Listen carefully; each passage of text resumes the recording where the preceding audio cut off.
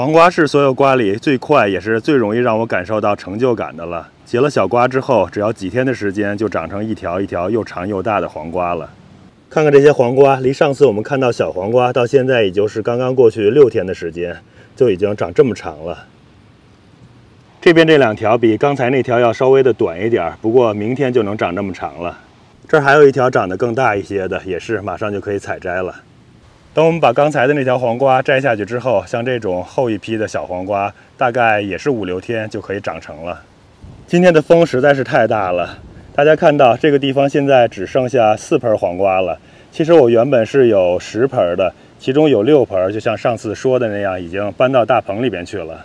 这些黄瓜我是在6天前给它追施了一些肥，同时把侧芽也打了一打。然后像那些花呀，这种花还有一些老叶病叶，我也给它除了一下。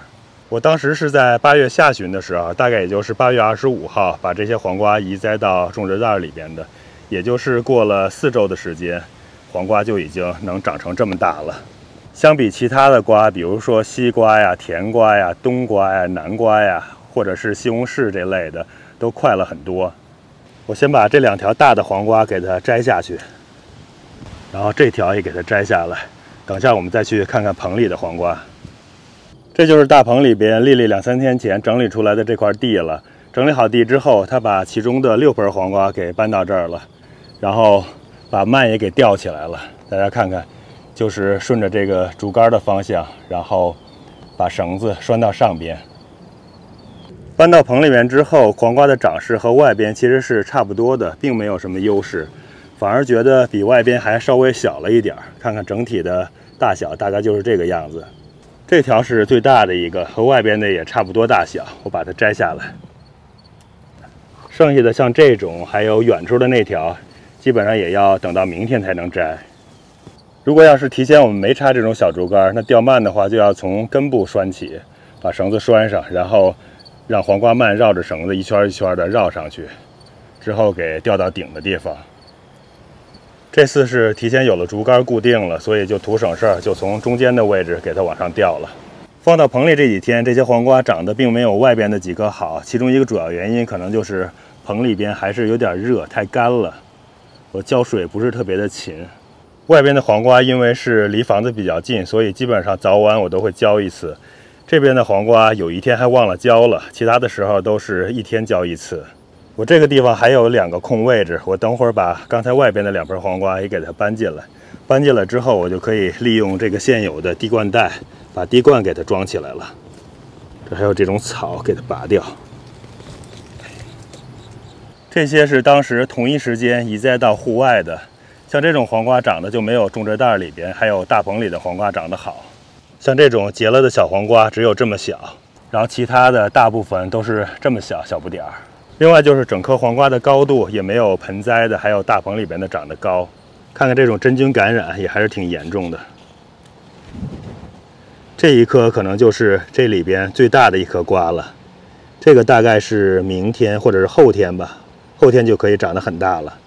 所以其实秋天种黄瓜，在棚里边种或者是在种植袋里边种，比在户外的地里边还是要有挺大的优势的。再来看看这一排，这一排也是同一批的黄瓜，在同一个时间移栽的。这一排长得要比刚才的那些更差一点儿。这个主要的原因就是它种的地方没有刚才的好。这块地在移栽的时候，当时还是有一些豇豆的。其实看看现在也还有一颗豇豆还在长着呢，所以这个地没怎么收拾，总体长出来的黄瓜就比刚才的还要更差一些，基本上还没有膨大起来很好的瓜。那边有一个大一点的黄瓜，但是长得不是很匀称，都已经有点弯了。这块地其他的地方种的是这种小青菜，是粒粒散播种植的。这个应该是芥蓝。秋天的时候，这些小青菜长得还是相当的好的，它们都喜欢比较凉爽的天气。这边的茴香已经长高了，长得还是挺不错的。这边这一片是散播密植，种了一点这种光杆的茼蒿，也就是我们说的蒿子杆，这就是直溜溜的一条往上长的。这种吃火锅还是特别的香的。然后这边还有这一片姜，我们就等着10月份的收获了。现在我们来到大棚里边，大棚里边这些黄瓜也是当时8月下旬8月25号的时候，在同一时间，只不过是直接就移栽到大棚里边的。看看这一批就已经爬得这么高了，比外边的还有种植袋里边的要高很多，有些都已经快到顶了。然后黄瓜也是，我们前几天开始摘黄瓜，大概这里边已经摘下了5、6条黄瓜吃掉了。它比放在外边种植袋里边的生长速度总体应该是快了5、6天吧。看看到处都挂着这些长得不错的黄瓜，这种应该就属于第3批的黄瓜了，这些可能是第4批。这个地方有一个大一点的黄瓜是可以采收的，我们把叶子摘一摘。这条黄瓜是因为长得太低了，看看它已经有一部分是在地上了，这样就容易招虫子。看看上边被虫子给啃的，这个我也给它摘下来。像这种大小的黄瓜，基本上也就是2天吧就可以膨大起来了。然后远处那一条是可以现在就可以摘的，现在摘的话就是特别脆、特别嫩，比较好吃。如果是等到明天摘的话，就会大一些，就像刚才我们摘的那么大了。我还是趁着它最鲜嫩的时候，赶紧给它摘下来吧。这样的话，把它摘下来之后，后面的小瓜长得也会更快一些。刚才没注意，这一条长得也是挺大的了，而且它躺在地上，我还是给它摘掉吧，不然又被虫子给咬了。看看这2条，这2条大概是这个棚里边现在摘下来的第6和第7条黄瓜了。后边马上就是源源不断吃不过来的黄瓜了，现在到处都是。棚里边现在一个特别大的问题就是这个棚老是生蚜虫，看看这黄瓜，这背面全是蚜虫，还有好多蚂蚁在这儿。这边这个小叶子也是，我们打开之后看看后边是密密麻麻的，看看全是蚜虫，还有蚂蚁爬来爬去。我等下再调点苦楝油，还有肥皂水，把背面给它好好的喷一下应该就没问题了。然后这儿还有一根黄瓜，也是挨地太近了，被虫子咬过了，我也把它摘掉吧。又注意到几个长得也是挺大的了，我给它摘下来。还有这儿也有一个，有时候不仔细看的话，还容易被忽略。一共是摘了6条特别好的，还有3条这种是因为挨着地长得比较弯了，还有被虫子稍微啃了一下皮。其实这种原本也应该是长得挺好的，像这种就是真正的顶花带刺儿的黄瓜了。看看上边的花儿还是没有干掉的状态，还是黄的，然后特别的鲜嫩，上面有很多的毛刺儿。如果是晚1、2天摘，那可能就是这种状况了。看看花就已经干掉了，这种的话就是轻轻一碰可能就掉了，就像其他的这几个都是自己掉了，或者一碰就掉了。看看这棵是丽丽刚才洗干净的一棵娃娃菜，娃娃菜也能长这么大。如果把外边的叶子都给它剥掉，只留黄色的部分，其实个头也是不小的。不过像我们的这些新鲜采收下来的娃娃菜，外边的这些不是黄色的，其实也是很嫩的，这个就和白菜的感觉差不多。当然里边的这种黄白色的芯儿是最好吃的了。之前有朋友看我前面的视频留言说，你种的白菜呀，还有娃娃菜都长得太好了，一点都没有虫眼。其实也不是完全没有虫眼，像我们这种有机种植的模式是不太可能一点虫眼都没有的。仔细看一下这些地方还是有一些虫子咬的痕迹的。然后如果看它外边的话，像这些外边的地方也都是有虫子咬的。不过整体还好了，只要是用对了适合有机菜园的病虫害防治的方法，就可以保证长出来的菜都是特别好，基本上没有太多的虫眼。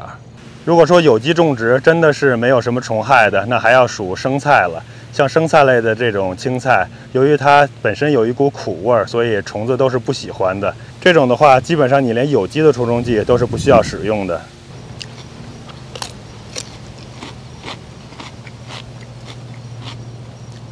我先吃2根黄瓜，然后去把滴灌给它装好，再搬2盆到大棚里边去。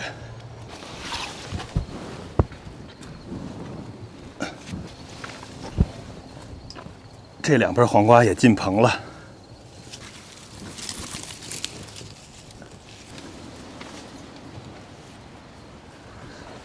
然后把蔓给它吊上，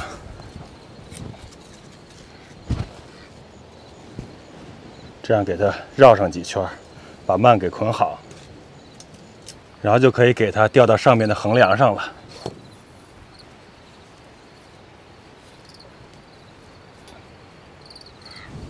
其实吊蔓还是很容易的，也是我最喜欢的搭架的方式之一了。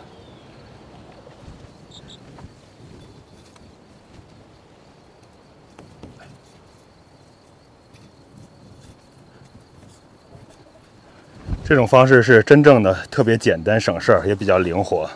其实我这个地方弄滴灌还算比较容易，因为滴灌袋是现成的，只需要把它拿起来，放到这个种植袋上面就可以了。我滴灌是已经打开的，我在找它的滴孔，尽量让每一个种植袋都有2个滴孔滴水。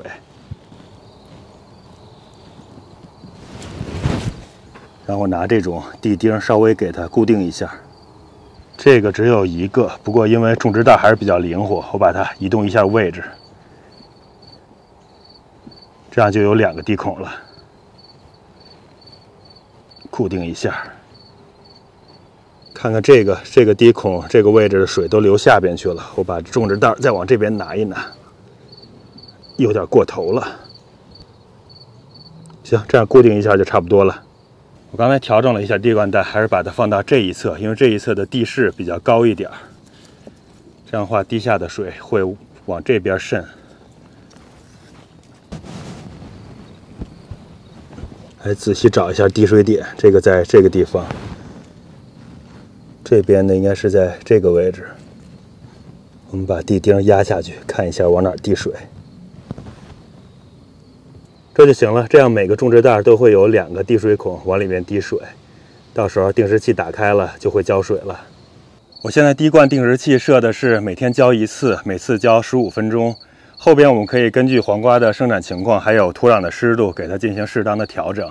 有可能后边我们每周或者是每隔一段时间还要给它手动的用花洒浇1次水，这样的话能保证种植袋里的土能够全方位的都湿润。不过总体上来讲，装上滴灌之后还是能够帮我们节约大量的时间的。这样的话，我们就可以把更多的时间投入到更有意思的事情上了。后面我们就等着黄瓜进入盛果期，然后不断的收获了。